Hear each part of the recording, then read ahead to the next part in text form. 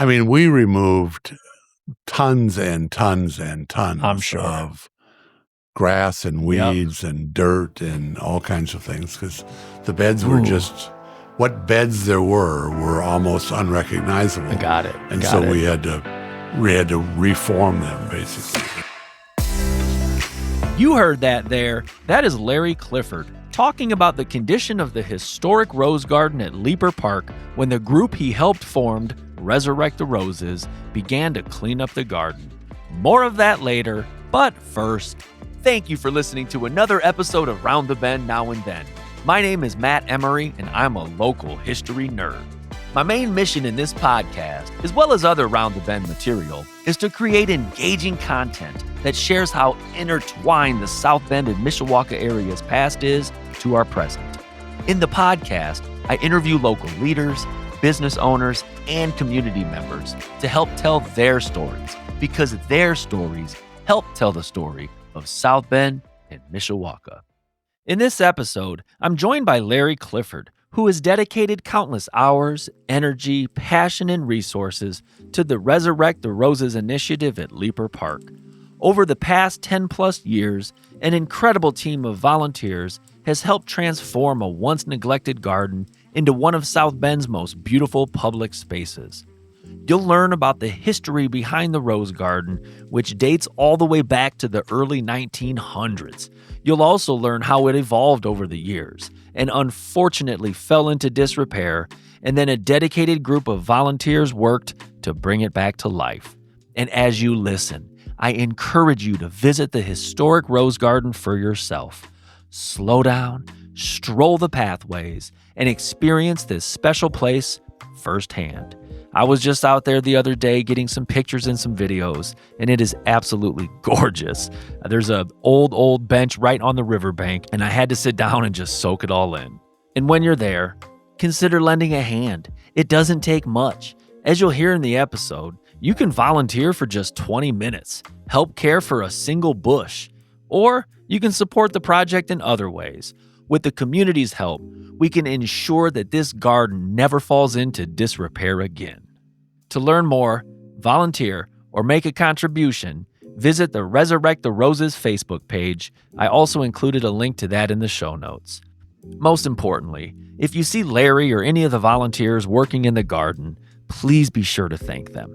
Their dedication has preserved an important piece of South Bend history for future generations to enjoy. Before we learn about the history of the Rose Garden at Leeper Park and the effort behind bringing it back to life, I want to thank the sponsors of this episode, MT Box Computers, Danbury Insurance, and In Rug Co. Studio and Gift Shop. And now, let's hear a word from one of our sponsors, Danbury Insurance.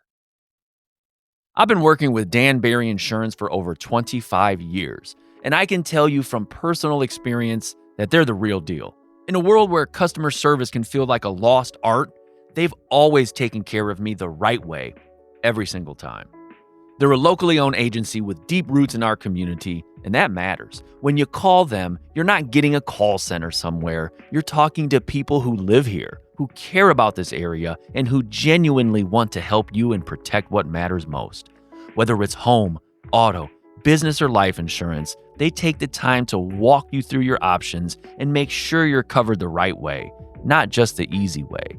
If you're looking for an insurance agency you can trust, I highly recommend giving Danbury Insurance a call or check them out online at danburyinsurance.com and tell them that Round the Bend sent you. Again, a big thanks to Danbury Insurance for supporting the show and for taking care of folks in our community the way they always have. And now, back to the episode. All right. Well, hey, Larry, thank you for joining us. I truly appreciate it. Certainly. I'm glad you're here. Most definitely. We're here to talk about the Rose Garden at Leeper Park, and it's a spot that some people might have just driven down Michigan Street and just passed by and not even think twice about it. But there's tons of history there, and there's still work going on, and that's why we're here to spread the good word. Great. It's been a interesting, fun project. I'm sure. Hey, before we dive in, just tell us a little bit about yourself, where you're from, all that good stuff. I'm from Valparaiso, came here after graduating from law school to work for the legal services program. Got it. And I worked for them for 12 years and was executive director of a 24 county, Okay. 5 office, 100-employee kind of not-for-profit corporation. Got it. That was back in the 70s and 80s, Uh-huh. though. That was thousands of years ago or so. It goes fast, I tell you what. My Certainly goodness. does. Hey, can you talk to us just about your love of plants and horticultural? Is that something that you've had for a long time, or is that something that came more recent? It's actually very interesting because I lived in Valparaiso, across the street from Charlie Bowman. Okay. Charlie Bowman was Orville Redenbacher's business partner. Uh-huh. And he was very much he had a swimming pool in his backyard Okay. and a big potential garden, Yeah. but he had 3 daughters. Uh-huh. So I was his boy from across the street. For the muscles? Well, it wasn't just muscles. It was just whatever, Yeah. And in fact, I guess I worked in his garden from the time I was about 10 until I was about 25. Wow. And one of the things that he grew were roses Uh-huh. from all over. I mean, he got them all over. He would travel Yeah. and bring back roses.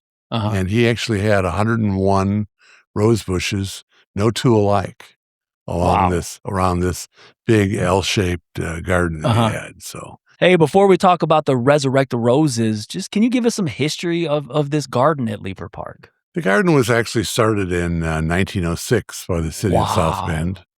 It was actually started more as a daylily garden. Okay.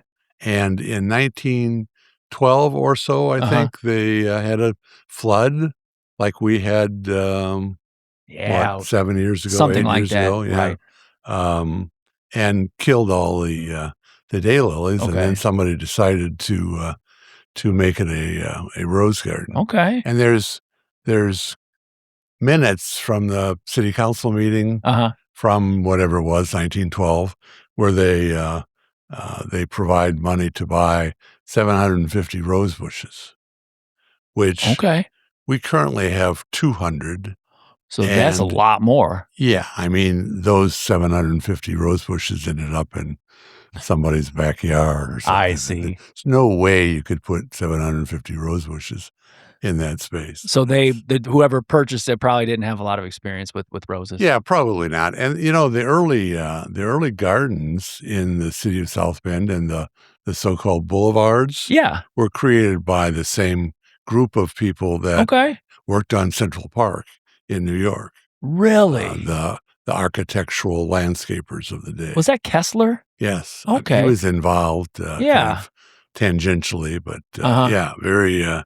very interesting. So maybe the flower gardens at the time were also part of a bigger movement in cities, like to beautify cities. Exactly. That's exactly right. Okay. The concept of boulevards was created by Kessler all over the country. Really? And that is that these larger, wider, bigger streets would all come together and have parks at the end of them and parkways and et cetera. So it was it makes sense. That's really what Leeper Park started as. Okay. And lots of other streets around, but really Leeper Park is the last of the major flower parks. Yeah. I don't think there are any other garden parks. There are parks with landscaping, of course, of flowers and things, but it's the only real. Not like a dedicated garden. Exactly. Right. Exactly. Right. So it was started in 1906, and it worked through the flood and changed its focus, and has been in and out and up and down over the years. It's it flourishes. Lots of people come up to me and say, "My grandmother took me here, and it was this big, beautiful garden." Yeah. And in fact, it would ebb and flow over the years, depending on the park department's desire to do anything with it. And that's where it was when we started. It was at the very bottom. Caught them at a low point in their ebb and flow over the years. Very low, exactly. Speaking of fast forwarding to 2014 or 15, how did you kind of quote unquote rediscover the garden? In 2014, my son and I, he was living in Chicago at the time. My son and I went to the Leeper Park Art Fair. Okay, nice. Which is, of course, across the street from the Rose Garden. And I said to him, hey, I hear there's a rose garden on the other side of the street. Let's go take a look at it. And we went over, and in fact, there were weeds and dead things and et cetera. There were, in fact, probably 7 or 8 actual live rose bushes, but no real beds. The weeds had taken over. We ultimately pulled out tons and tons and tons of trash and weeds and et cetera. Anyway, Justin, my son, looked at it and said his exact words, "This is disgusting, Dad." And he kind of poked me in the chest and said, "You have to do something about this." Challenge. Exactly. And so that's what started it. And it was in bad shape. Oh, it was in horrible shape. So whatever was growing was probably just growing out of Mother Nature just naturally? Yeah, I mean, there had been beds of flowers, but if, you walk away from a bed for 10 years, there's nothing there but weeds and grass. And, Mother Nature. And kind of these, Mother Nature will take that over in a relatively short period of time. Yeah. So anybody who owns a home knows if you don't pull your weeds, I mean, it just will engulf things. Exactly. It's like a jungle. Yeah. So, I mean, you could see the shape of a garden, but there wasn't really anything there. And if you're familiar with the garden now, there was nothing above the garden. Okay. So on the area between the top of the steps at the garden, the top of the bowl, as it were, and the street, Michigan Street, for instance, there was nothing there but grass. So no markers, no nothing to even have any semblance that, look, there's a beautiful old garden, potentially old garden. And that's why, interestingly, lots of people would walk by, run by, whatever, and not even be aware that 80 feet down from the sidewalk was this garden, and now potential garden as we're dealing with it. Right. I went to see Phil St. Clair. And he was a former parks He was superintendent at the time. And he was a former Little League coach with me. He and I coached a team for several years, his South Side team and our East Side Little League combined at the end of the season to make a South Bend All-Star team. My son was on it. His son was on it. And, he was really more into golf and et cetera. And I went to see him and I said, hey, that rose garden, so-called, is a mess. It's a hot mess. Hot mess, exactly. And he said, well, Larry, I've got no budget. I've got no manpower. I've got no anything to fix it up. And I said, well, somebody has to do something about it. Phil said, Larry, I got no manpower. I got no budget. I got no nothing.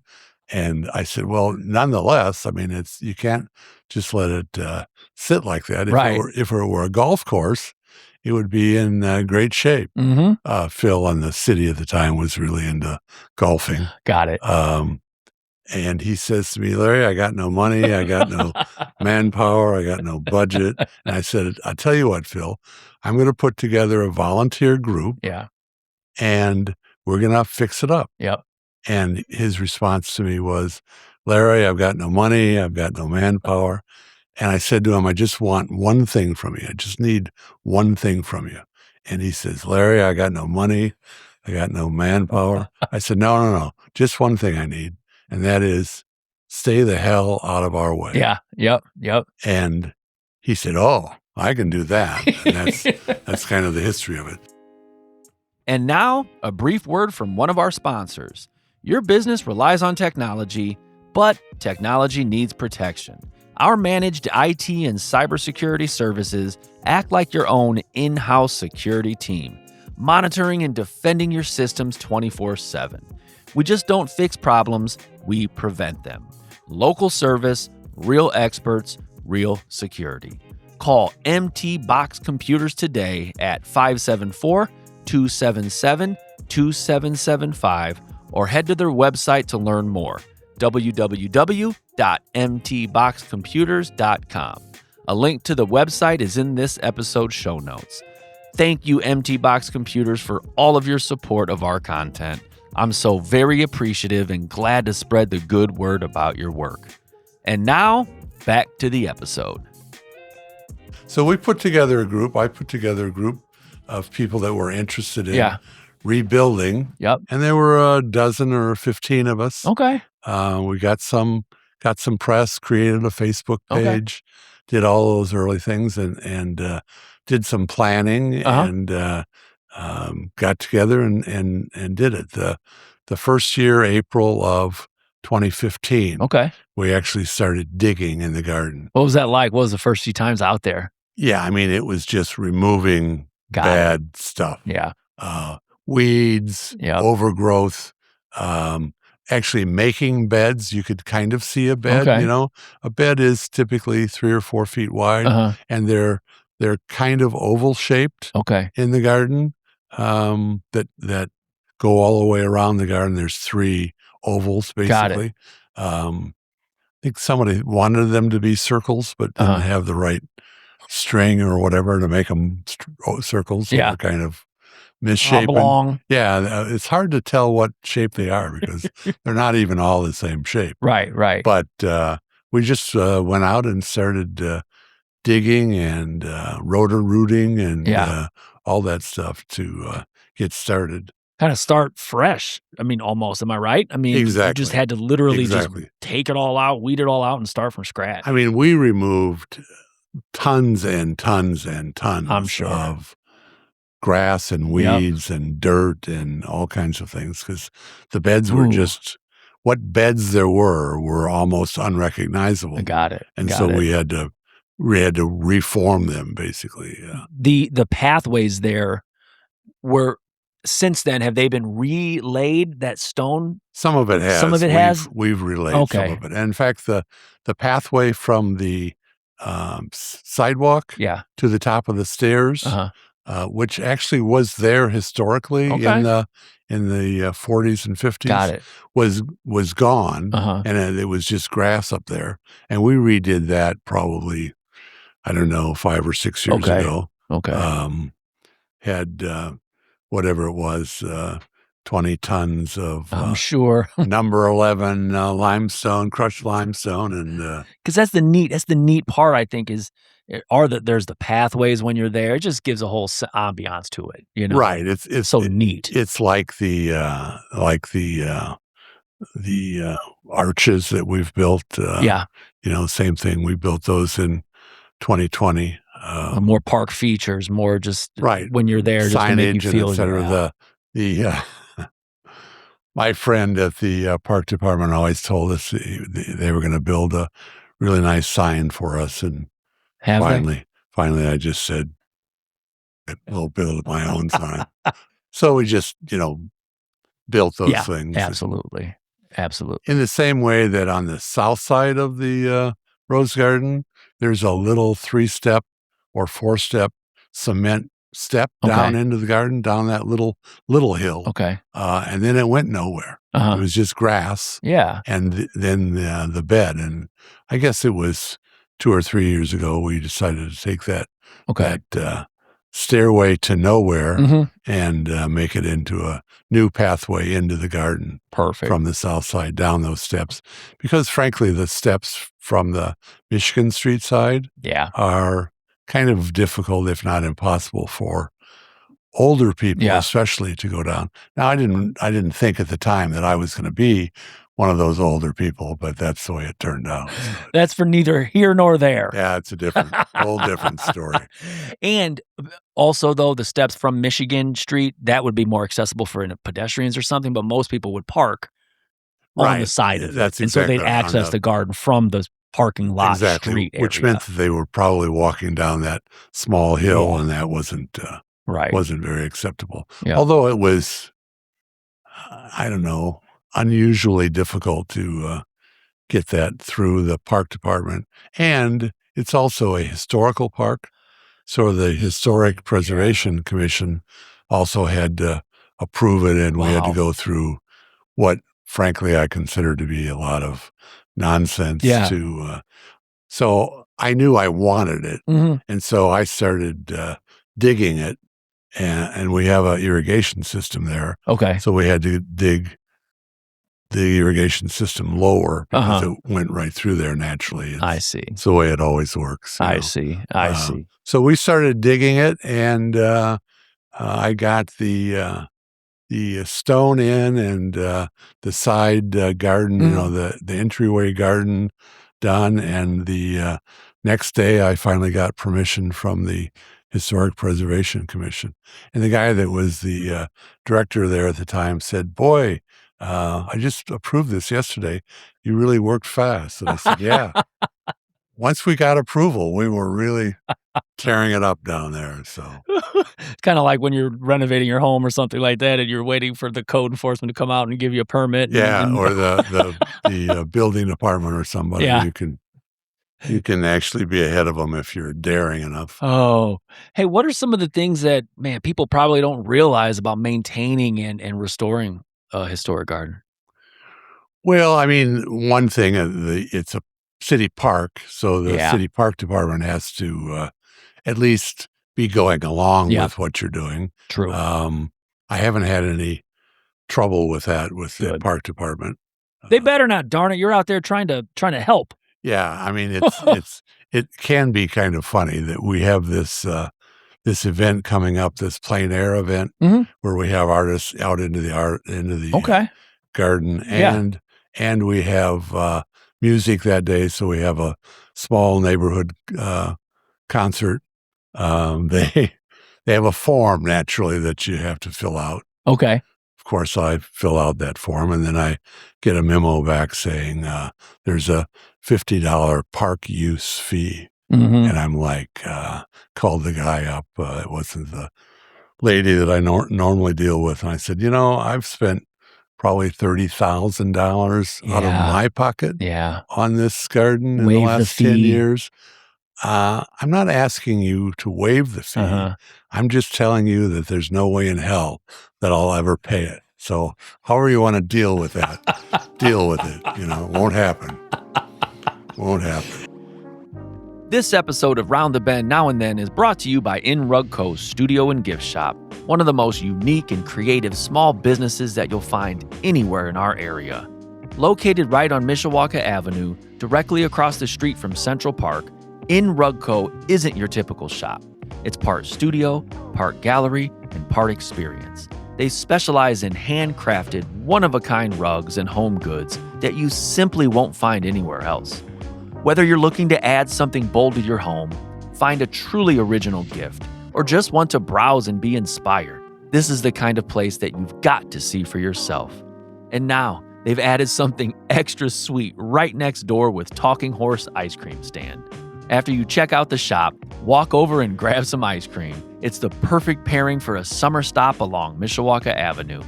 If you haven't stopped in yet, make it a point. Head over to In Rug Co. Studio and Gift Shop, right across the street from Central Park in Mishawaka. And don't forget to check out Talking Horse ice cream stand while you're there. Learn more at indianarugco.com. Support local, support creativity, and tell them that Round the Bend sent you. And we've changed the garden over the years. It's essentially a rose garden, but there's more in there though than just roses, right? Yeah. We have probably 100 other kinds of flowers and shrubs and plants, and everything that's above the staircase. Yeah. That all was grass before. Okay. We've put all of that in. There are dozens of things, including a little peach tree and a couple of smoke bushes and giant lilacs. That's neat. So it's a giant kind of area. And every once in a while, one of the volunteers will say, why don't we put a special bed over here for gladiolas or whatever. Right. You say go for it? Yeah. Why not? We do that. One year somebody put in a bunch of tomatoes, which I think they missed the point about. You got to take that to the Unity Garden. Probably. Right. They heard garden and they thought, well, tomatoes. Vegetable garden. I got tomatoes in my garden. Why don't we have them here? For 3 or 4 years, we had giant banana plants banana plants are tropical, obviously. Yeah. The leaf will cover you up Okay. They're 5 and 6 feet tall, just wow, one huge. leaf. Okay, Yeah. wow. And these plants were about 12 to 15 feet tall, but because they're grown in South America, at the end of the season, we had to dig up the root and store them actually in my basement. That's some work. And then in the spring, we'd put them back, and they worked that well for 4 years. And then the 5th year, it just didn't cooperate. And died. So it's well, still, I just think 4 or 5 years is pretty good for doing it's that. Really cool. My But gosh. if you see on this photo, the big tall thing that you see is that banana is the banana plant.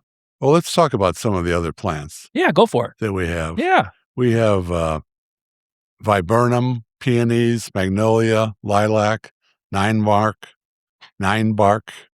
decorative grasses, the smoke bush, poppies, rose of Sharon, false indigo, weeping willow, speckled willow, twisted willow, hibiscus, probably 20 varieties of daylilies, which was the original flower, Shasta daisies, iris, tulips, daffodils, crocosmia, which is one of my favorite plants, giant lilies, the Asian lilies that we've added now that are 5 and 6 feet tall, which is a really nice plant, canna, which is a really nice plant, sand cherry, dogwood, veronica, and as I said earlier, even a peach tree.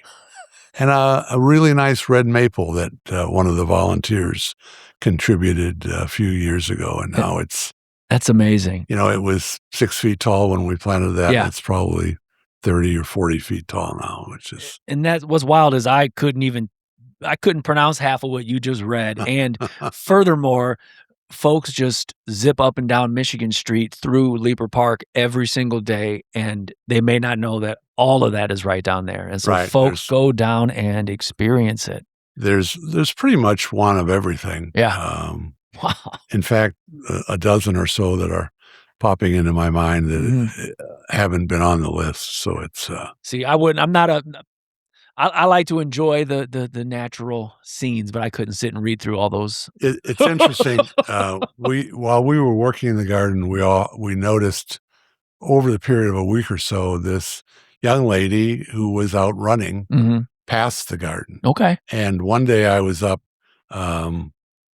trimming the bushes that are right there at the sidewalk, and she stopped and asked me if I was involved with this garden that she perceived as at the top of the hill. And I said, yeah, the garden actually. And I walked her down the pathway. It was relatively new. I said, yeah, you ought to run through it sometime instead of running past it. Yep. Exactly. What it's all about. Exactly. Definitely. What have been some of the biggest challenges over the past 10 years in Resurrect the Roses? Probably the biggest challenge is keeping people. I got it. There's kind of been a fall away from the people. Really two things do that. One is we're all getting older and we're not able to do the things we used to do.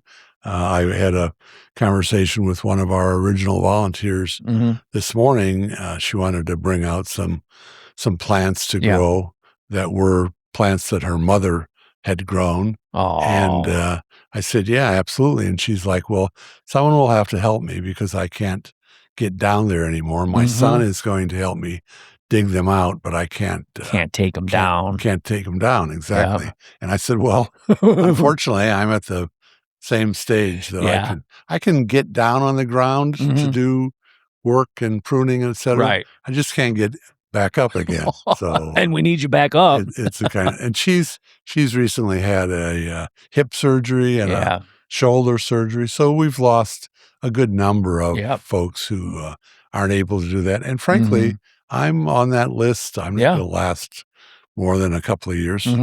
Several of my volunteers have said to me, this is probably my last year. The other folks were younger folks at the time who loved the idea of starting a new garden, but don't have the time or the willingness, I guess, to commit.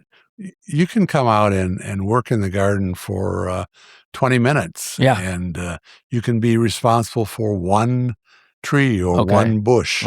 And just come out and take care of that. Or you can come out and do 10 roses, or if you want, you could do 100 roses. So how can they get involved? Do they go to the Facebook page, or they just kind of show up to the gardens? Or one way is to go to the Facebook page and just contact me through the Facebook page. Got it. The other thing is that during the summertime with nice weather, we're out there from noon until 2 o'clock or 3 o'clock almost every day, and absolutely on Saturday and Sunday. Got it. So they can come during that time. Might be a good time to get some guidance. Exactly. We have all the tools. We have all of the training and everything else.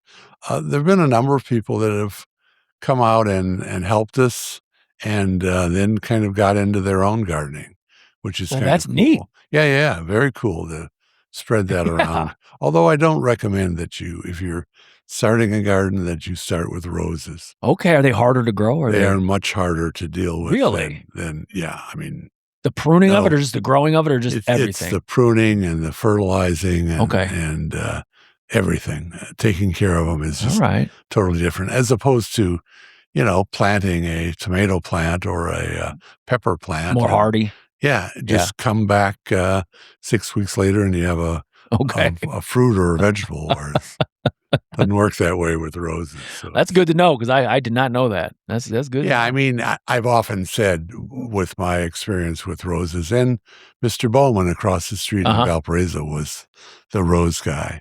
But if you were planning to start a garden, a non-vegetable garden, you certainly would want to have some roses in it, but you'd be crazy to have 200. Which is what we have. So it's, that's good to know. What has this project taught you about just the community and just about people in general? Well, it's been very interesting in that people love the rose garden, and people walk through it and bend over and smell and etc. And by the way, most roses don't even have any smell. That stop and smell the roses it's a saying, huh? That was a guy that didn't know roses, but some do. But we certainly have all kinds of other plants that you can stop and smell. And when the giant lilies start in late June and July, you can smell those from the other side of the bridge. Nice. I mean, you get a good flower smell. Yeah, they're just huge, and you walk down into the garden while they're in bloom, and it hits you like a lead balloon, I guess. That's mid-June-ish? Late June. Although the periods of the summer and the rules about when this will bloom and when that will bloom really don't apply much anymore. It's very strange. Really? It used to be that the first week of June, you'd have your early buds and flowers on rose bushes. This year it was the second week of May, which is almost unheard of. Wow. Yeah. I mean, crazy. That's because it's getting warmer? Is that what you think? Okay. Exactly. Especially after the really harsh winter we had. Yeah, it was bad. I was shocked, quite frankly. Yeah, I mean, it's crazy to have. That's wild, huh? In mid-May to have hundreds of roses. And you have to understand that we have 200 rose bushes.